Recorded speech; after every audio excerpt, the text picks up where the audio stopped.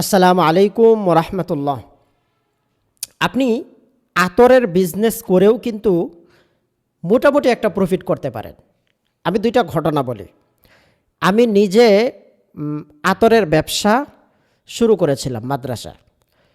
খদ্দের মার্কেট, গুলিস্তান খদ্দের মার্কেটে, সেখানে আপনি ইসলামিক সবগুলো জিনিসের সোর্স পেয়ে যাবেন।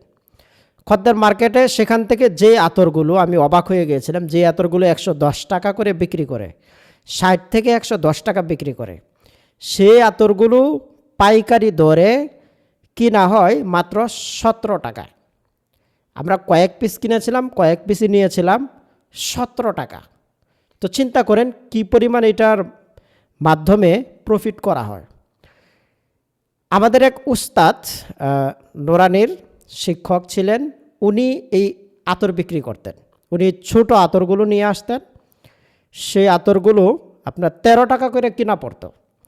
13 টাকা করে কিনা এই আতরগুলো বিক্রি হতো 30 টাকা। সুইট হার্ট আতর এবং ভিকি সুইট হার্ট, এই দুইটা আতর বিক্রি করতো। 13 টাকা করে কিনা যদি 30 টাকা বিক্রি করা হতো, তাহলে দেখেন অর্ধেকের বেশি লাভ। তাহলে প্রতি আতরে কিন্তু 30 টাকা করে বিক্রি, 15 টাকা করে লাভ থাকে।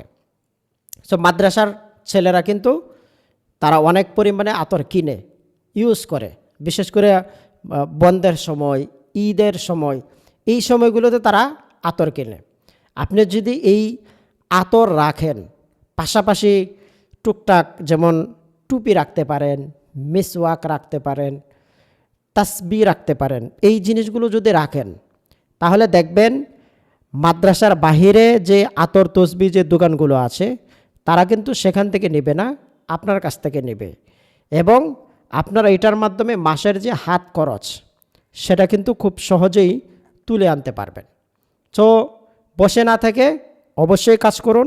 আমরা এই চ্যানেলে ওলামায়ে কেরাম কীভাবে অর্থনৈতিকভাবে স্বাবলম্বী হবে, কিভাবে খেদমতের পাশাপাশি বিজনেস করতে পারবে, সেই রিলেটেড ভিডিও দিয়েছি এবং একের পর এক দিয়ে যাব ইনশাল্লাহ। আপনার যদি বিজনেস রিলেটেড, ব্যবসা সম্পর্কিত কোনো প্রশ্ন থাকে, তাহলে অবশ্যই কমেন্টে জানাবেন, আমরা সেটা নিয়ে ইনশাল্লাহ ভিডিও তৈরি করব। আসসালামু আলাইকুম ওয়া রাহমাতুল্লাহি ওয়া বারাকাতুহু।